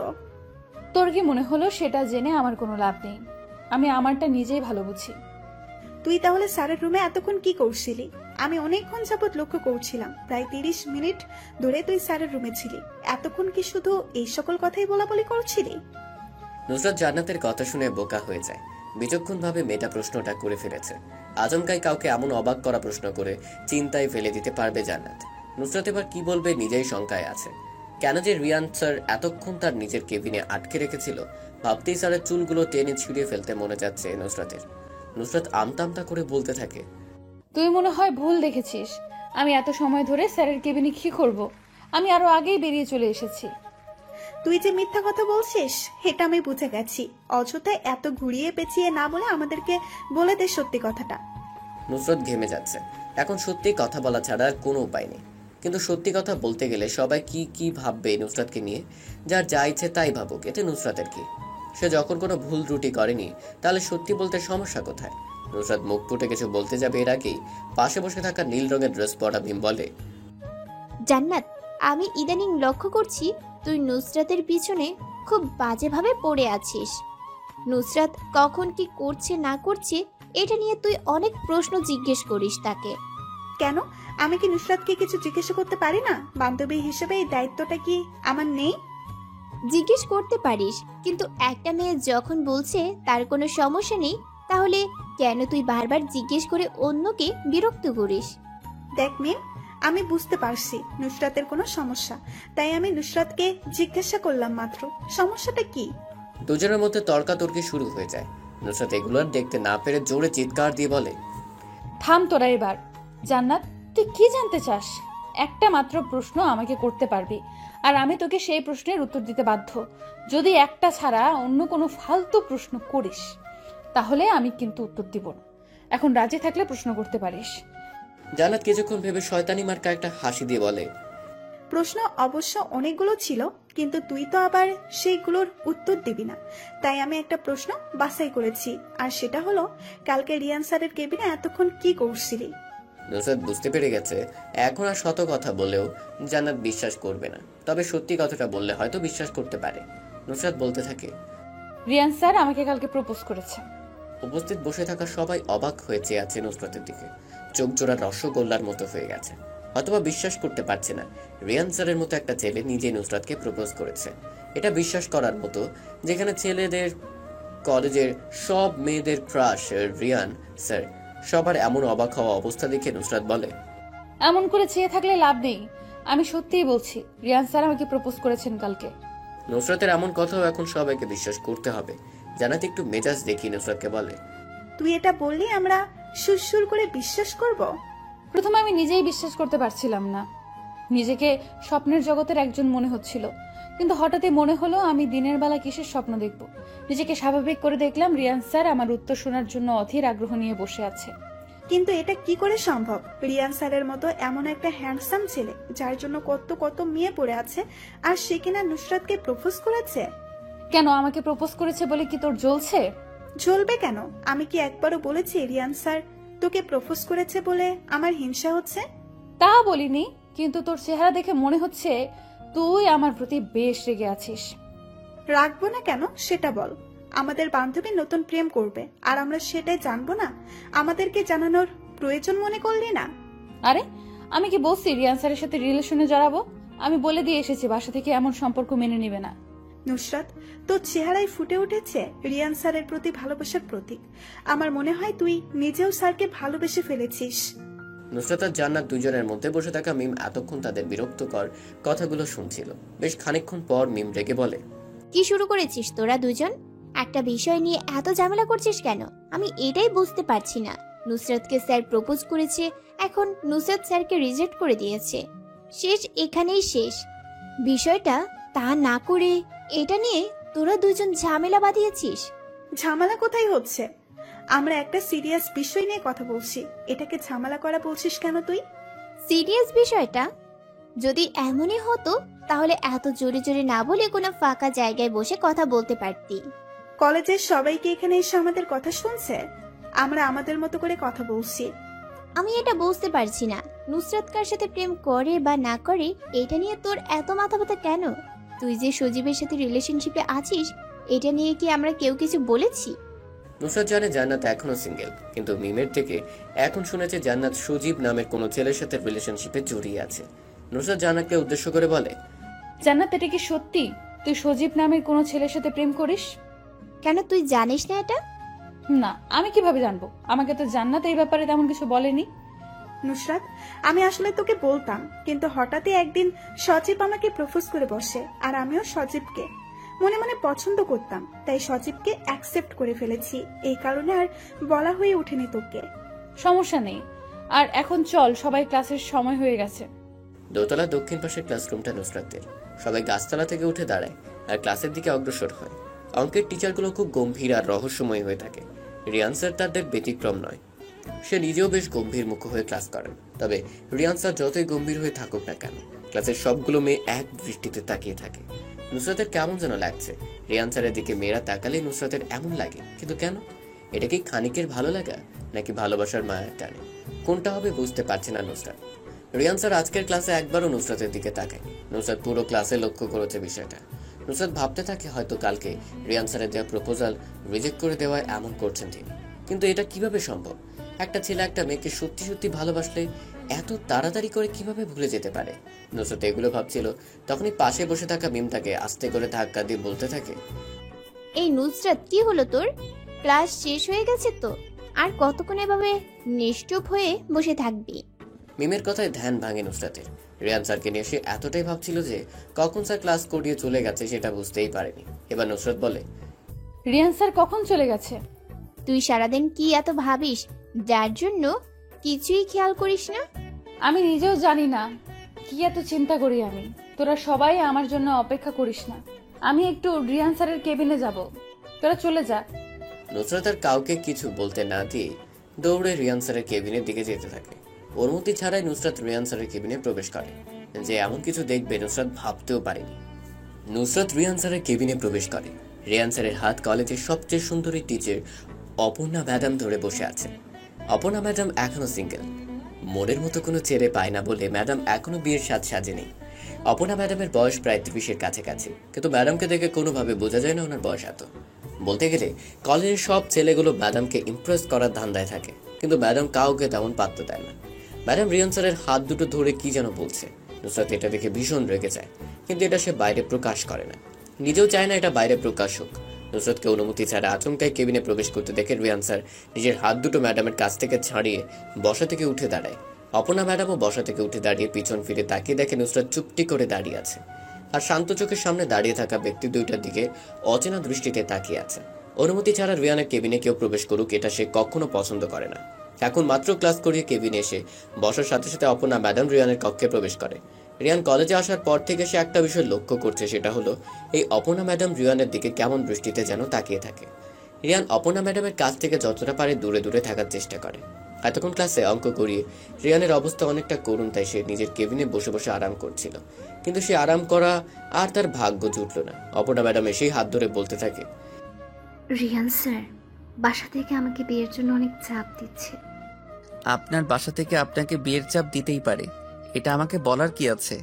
আর এমনিতেই বিয়ের বয়স তো আপনার হয়ে গেছে। আপনি বিষয়টা বোঝার চেষ্টা করেন প্লিজ। আমার তো কোনো ছেলেই পছন্দ হয় না।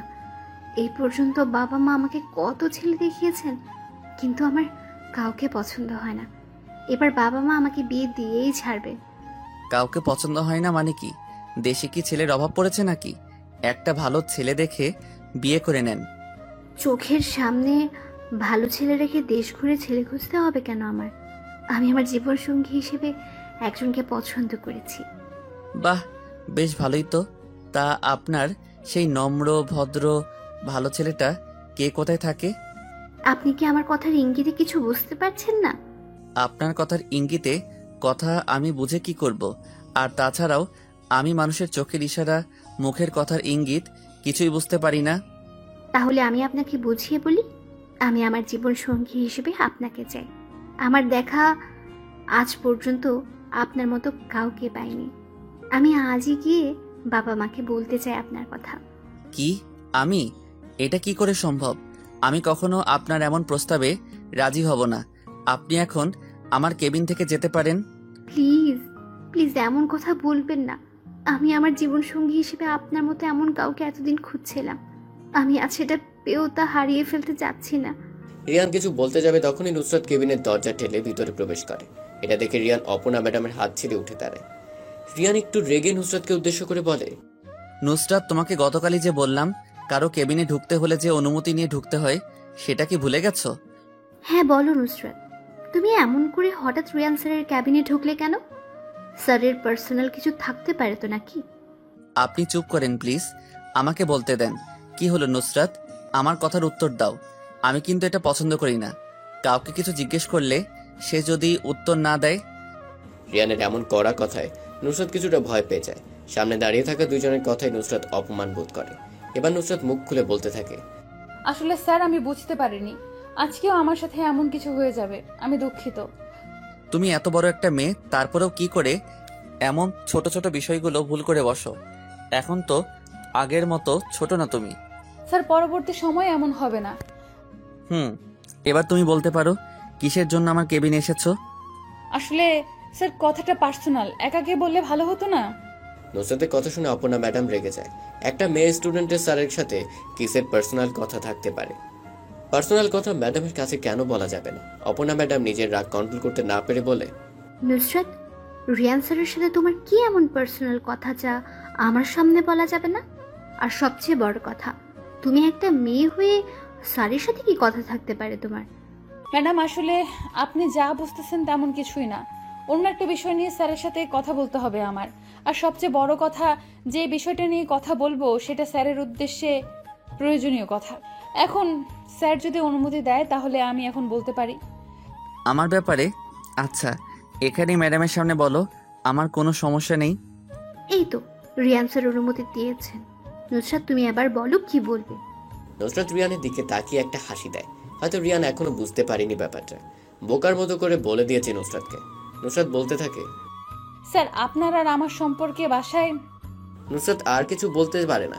রিয়ান তাড়াতাড়ি করে এসে নুসরাতের মুখ চেপে ধরে। হয়তো এবার রিয়ান বুঝতে পেরেছে তখন কেন নুসরাত পার্সোনালি ভাবে কথা বলতে চেয়েছিল।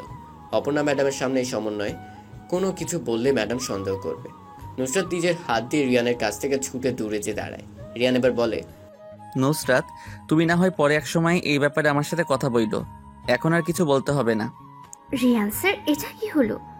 আপনি নুসরাতের মুখ এইভাবে চেপে ধরেছেন কেন? আর নুসরাতকে পুরো কথা বলতে দিননি কেন? এমনি। আর আমি বুঝতে পারছি কথাটা আমার পার্সোনাল। আপনার পার্সোনাল কথা কি আমি শুনতে পারি না? আমার পার্সোনাল কথা আপনি শুনবেন কেন? কথাটা আমার আর নুসরাতের মধ্যেই সীমাবদ্ধ থাকবে। অপর্ণা ম্যাডাম কিছু বলতে যাবে এর আগেই নুসরাত বলতে থাকে, স্যার কখন সময় হবে আপনার? আজকের মধ্যেই কিন্তু কথাটা শুনতে হবেই আপনার। নুসরাত, তুমি একটা কাজ করতে পারো। বিকালের দিকে তোমাদের বাসার পাশে যে পার্কটা আছে সেখানে চলে এসো, আমি উপস্থিত থাকবো। এখন তুমি যেতে পারো।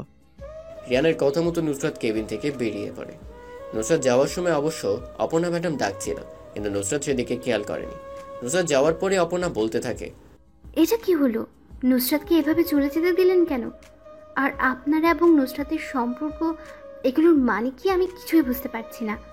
ম্যাডাম, আপনাকে কিছু বুঝতে হবে না, যা বোঝার আমি বুঝে গেছি। দেখুন রিয়ান, আমি আপনাকে বলে দিচ্ছি, আপনার আর নুসরাতের মধ্যে কোনো সম্পর্ক থাকলে তা ভেঙে ফেলেন। এবার কিন্তু বেশি বেশি হয়ে যাচ্ছে। আপনি আমার ব্যাপারে একটু বেশি চিন্তা ভাবনা করছেন। আমার আর নুসরাতের মধ্যে অনেক আগে থেকেই সম্পর্ক গড়ে উঠেছে। এখন আমি আপনার কথায় শুধু শুধু কেন এমন একটা পবিত্র সম্পর্ক ভেঙে ফেলবো বলেন? অপর্ণা মাথাটা নিচু করে ফেলে। সত্যি তো, একটা সম্পর্ক গড়ে তোলা যতটা সহজ, ভাঙাটা তার থেকে অনেক কঠিন। অপর্ণা রিয়ানকে প্রথম দেখাতেই ভালো লেগে গেছে। এখন সে ভালো লাগাটা অন্যরূপ ধারণ করেছে, কিন্তু মাঝপথে সেভাবে আটকে যাবে ভাবতে পারেনি অপর্ণা। সেই সময়টা তেমন কঠিন নয় যখন চোখ দিয়ে পানি পড়ে, কিন্তু ওই সময়টা খুব কঠিন যখন চোখের পানি লুকিয়ে রেখে হাসতে হয়। অপর্ণা ছোট করে একটা হাসি দেয়। সেই হাসিতে লেগে আছে কষ্ট আড়াল করা উজ্জ্বলহীন হাসি। বাস্তবতা এতই কঠিন যে কখনো কখনো বুকের ভেতর গড়ে তোলা বিন্দু বিন্দু ভালোবাসাও অসহায় হয়ে পড়ে, সঙ্গ দেয় না নিজের সাথে। রিয়া নিজেও কিছুটা বুঝতে পারছে অপনার আড়াল করা হাসির মানে। প্রিয় মানুষটাকে কাছে না পাওয়ার বেদনা উপলব্ধি করতে হয়েছিল রিয়ানকে। হায়রে ভালোবাসা, কাউকে হাসাও, কাউকে কাঁদাও, আর কাউকে একেবারে শেষ করে দেয়। রিয়ানের পক্ষে এখন কিছু করার নেই, কারণ সে নিজেও অন্য আরেকজনকে ভালোবাসে। অপনাকে গ্রহণ করে সেই ভালোবাসার মানুষকে কষ্ট দেওয়ার কোনো মানেই হয় না। বিকেল 5:17 নুসরাত নিজের বাসার পাশের পার্কে বসে আছে রিয়ানের অপেক্ষায়, কিন্তু অনেক সময় হয়ে এসেছে এখনো রিয়ানের দেখা মেলেনি। নুসরাতের সবচেয়ে বেশি বিরক্তিকর লাগে যখন কারোর জন্য অনেক সময় ধরে অপেক্ষা করার পরও সেই ব্যক্তিটা না আসে। অপেক্ষার প্রহর গুনতে গুনতে অবশেষে রিয়ান এসে পৌঁছাতে পেরেছে। আজকে রিয়ান ব্ল্যাক কালারের একটা বাইক নিয়ে এসেছে, পরনে কালো কালারের একটা পাঞ্জাবি। এই ছেলেটাকে যা পরে সবকিছুতেই বেশ ভালোই মানে। নুসরাতের কাছে রিয়ানের আজকের আগমনটা ভালো লেগেছে। সচরাচর এখন মানুষজন এমন পুরনো যুগের পাঞ্জাবি পরে না। রিয়ান যে সেই আগের কালের প্রেমিক পুরুষদের মতো করে এসেছে, নুসরাত বেশ খুশি হয়েছে। রিয়ান এসে নুসরাতের বসা মাঝারি আকারের বেঞ্চের উপর আরাম করে বসে। দুজনের বসার জন্য বেঞ্চটা উপযোগী, কিন্তু যদি আবার 3 জন বসতে চায় তাহলে বেশি চাপাচাপি করে বসতে হবে। এখন মোটামুটি দুজনের মধ্যে অনেকটাই ফাঁকা রয়েছে। রিয়ান নুসরাতের দিকে একটু চেপে বসে। নুসরাত অন্য সকল মেয়েদের ন্যায় দূরে সরে বসে না, এক জায়গায় স্থির হয়ে বসে থাকে। সে দেখতে চায় রিয়ান তার সাথে কি করে। মানুষ জাতিটা বেশ চিন্তামগ্ন জাতি। নিজে পটু হওয়ার জন্য নিজের জ্ঞানকে বৃদ্ধি করতে সবকিছুই করতে পারে। আচ্ছা, আপনি আমার দিকে এত চেপে বসেছেন কেন? ওইদিকে তো আরো অনেক জায়গা ফাঁকা আছে। আচমকাই নুসরাত কথাটা বলে ওঠে। রিয়ান নিজের স্থির দৃষ্টিটা নুসরাতের উপর ফেলে, এমনভাবে তাকিয়ে আছে যেন নুসরাত কথাটা বলে ভুল করে ফেলেছে। অনেক মানুষ আছে যারা নিজের মস্তিষ্ককে কল্পনার জগতে ভাসাতে ভালোবাসে। সেই ভাবনার সময় যদি কেউ জোরে ধাক্কা বা জোরে কথা বলে উঠে, তাহলে তার গভীর কল্পনার ধ্যান নিমিষেই ভেঙে যায়। রিয়ানেরও ঠিক এমন হয়েছে। নুসরাতের কথায় কেউ সায় না দিলে সে রেগে যায়। এখন রিয়ানও বোকার মতো করে তাকিয়ে আছে। নুসরাত কম করে রেগে বলে, আমি আপনাকে কি বলছি আপনি কি শুনতে পেয়েছেন? আর এইভাবে বোকার মতো করে চেয়ে থাকবেন না তো। আমার কেমন যেন লাগে। আমার চোখ আমি কোথায় তাকাবো না তাকাবো সেটা আমি বুঝবো, তুমি বলার কে? এখন আমার চোখ চাচ্ছে সামনে বসে থাকা পরীকে দেখে নিজের রেটিনাকে শান্ত করার।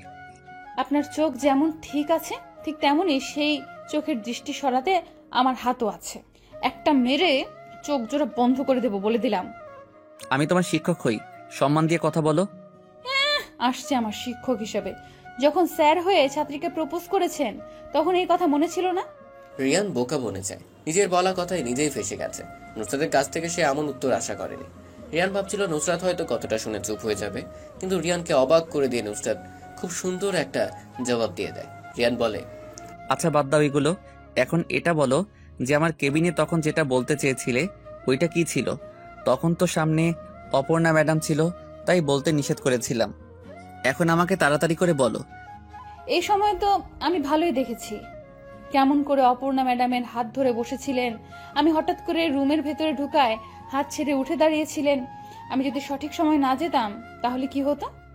আরে আমি ম্যাডামের হাত ধরিনি, ম্যাডাম নিজে এসে আমার হাত ধরেছিল। তুমি মনে হয় সেটা ভালো করে দেখোনি, তাই এখন এমন কথা বলছো। হয়েছে হয়েছে, আমাকে আর মিথ্যা কথা বলে নিজের কাঁধে পাপ কমায়েন না। আমি পুরোটাই ভালো করে দেখেছি। যা দেখেছো ভালো দেখেছো, এখন আমাকে সেই কথাটা বলো যেটার জন্য এখানে আসা। এত অস্থির হচ্ছেন কেন? তাড়াতাড়ি কোনো কিছু করা ভালো না। ধৈর্য ধরতে পারেন না? আমার এত ধৈর্য নেই, তুমি আমাকে তাড়াতাড়ি করেই বলো। নুসরাত দুইটা বড় বড় শ্বাস ফেলে নিজেকে ফিট করে নেয়। এবার সে বলতে থাকে, আপনার বাবা মা আমাকে তাদের ছেলের বউ হিসেবে পছন্দ করে গেছে। এটা তো আমি জানি, আর সবচেয়ে বড় কথা হলো আমি ওনাদেরকে পাঠিয়েছি। রিয়ান স্যার, আপনি ভুল করছেন। এটা কলেজ না, এখানে আমাকে স্যার ডাকা লাগবে না, নাম ধরে ডাকতে পারো। আর আমি কোনো ভুল করছি না, যা করছি ভেবে চিন্তা করেই করছি। না, আপনি এখনো কিছুই জানেন না আমার সম্পর্কে। কিছুদিনের মধ্যে মধ্যরাতে কোনো এক অচেনা অজ্ঞাত আমার রুমে প্রবেশ করে আর সেই আমার সাথে খারাপ কিছু করার চেষ্টা করে। আমি আজ পর্যন্ত কাউকে কথাটি বলিনি, আজকে প্রথম আপনাকে বলছি। নুসরাতের কথাটা শুনে রিয়ান মুচকি হাসে। নুসরাত রিয়ানের উজ্জ্বল মুচকি হাসির ঝলক রেখা দেখে অবাক হয়ে যায়। কেন রিয়ান এমন করে হাসছে? নুসরাত কি কোনো হাসির কথা বলছে? নুসরাত রিয়ানকে উদ্দেশ্য করে বলে, আমার কথা শুনে আপনি এমন করে হাসছেন কেন? আমি সত্যিই কথাটা বলছি, বিষয়টা আপনি সিরিয়াসলি নিচ্ছেন না কেন? আমি হাসছি কারণ একটা মানুষ কতটা বোকা হলে কাছের মানুষের কণ্ঠ ধরতে পারে না। মানে? মনে করে দেখো তো সেই দিন রাতের আগন্তুকের কণ্ঠের সাথে আমার কোনো মিল পাওয়া যায় কিনা। নুসরাত রিয়ানের রহস্যময় কথাটা শুনে একটু অবাক হয়। তবে নুসরাত এটা খেয়াল করেনি যে সেই দিনের রাতের অন্ধকারের অচেনা আগন্তুকের গলার কণ্ঠের সাথে রিয়ানের কণ্ঠের কোনো মিল আছে কিনা। তাহলে রিয়ানের কথার মানে কি দাঁড়ায়? আমি আপনার সাথে কণ্ঠটা মিলিয়ে দেখিনি, কারণ আপনার প্রতি আমার কোনো রকম সন্দেহ কাজ করেনি। অনেক সময় সন্দেহ করতে হয়, এই পৃথিবীতে সবাইকে বিশ্বাস করা ঠিক না। তুমি যাকে অন্ধের মতো বিশ্বাস করবে সেই তোমার সাথে আগে বেইমানি করবে। তার মানে সেই দিনের রাতের অজ্ঞাতটা কি আপনি ছিলেন? রিয়ান মুচকি হাসে। নুসরাত মেয়েটার বুদ্ধি আছে বলতে হবে, একটা রহস্যময় বিষয়ের হালকা ক্লু দিতেই বুঝে গেছে। রিয়ান বলে, ধরে নাও আমি ছিলাম সেই দিন রাতের আধারের কালো আগন্তুক। ধরে নেব কেন? আপনি শিওর দিয়ে বলেন। আমি ছিলাম। অনেকদিন যাবত তোমাকে দেখতে পাইনি, তাই রাতেই চলে গেলাম তোমাদের বাসায়। নিজের পরিচয় গোপন রেখে তোমার সাথে একটু মজা করেছি আর কি। এমন বুক কাঁপানো ঘটনা আপনি সাধারণ মজা বলছেন? সেই দিনের কথা ভাবতেই আমার এখনো ভয় লাগে। একবার আমার সাথে তোমার বিয়েটা হয়ে যাক, তারপর সব ভয় আমি নিমিষেই দূর করে দিব। ভালোবাসি আপনাকে। নুসরাতের মুখ থেকে এমন কথা শুনে রিয়ানের মুখ উজ্জ্বল হয়ে ওঠে। আচমকাই কোনো প্রেমিক পুরুষ তার প্রেমিকার কাছ থেকে এমন কথা শুনলে কিরকম অনুভূতি হয় সেটা একমাত্র সেই ছেলেটাই বলতে পারবে। রিয়ানের ঠিক এমন অনুভূতির সম্মুখীন হতে পেরেছে আজকে। এত বছর ধরে একটা মেয়ের পিছনে পড়ে থাকার কঠোর পরিশ্রম বৃথা যায়নি মনে হচ্ছে রিয়ানের। কি বললে? ভালো করে বলো, আমি শুনতে পাইনি। আপনার শুনতে হবে না, আমি এক কথা দুইবার বলি না। আজকে সেই নিয়মটা পাল্টে আমাকে আরেকবার কথাটা বলো। বুকের ভেতর আপনার জন্য মাতাল হওয়া বয়, অনুভবে না বলা কথা বুঝে নিতে হয়। কাউকে ভালোবাসলে বলতে হয় না, প্রিয় মানুষটাকে অনুভব করাতে হয়, নিজের ফিলিংসগুলো দিয়ে বুঝতে হয়। দূর থেকে ভালোবাসা হয়, মনের সাথে মনের মিল থাকতে হয়। আচ্ছা, হঠাৎ অকারণে যদি আপনার মন খারাপ হয়ে যায় তাহলে আপনি কি করবেন? তেমন কিছু করব না। আমার মন খারাপ হলে আমি যেটা করি সেটা হলো কোনো একটা নির্জন জায়গায় 1 ঘন্টা বসে থাকবো আর মন খারাপ কেন হয়েছে সেটা নিয়ে ভাববো, তাহলেই ঠিক হয়ে যাবে। আপনি কি আমাদের বিয়ের পরেও আমাকে এমন করে ভালোবাসবেন? ভালোবাসার স্পর্শ ছায়ায় পাশেই আছি তোমার সব সময়। যদি কখনো নিজেকে খুব একাকী মনে হয় ওই নীল জ্যোৎস্নার মতো, তাহলে দেখবে ভালোবাসা নিয়ে দাঁড়িয়ে আছি আমি তোমার পথে। কখনো তোমার প্রতি আমার ভালোবাসা কমবে না।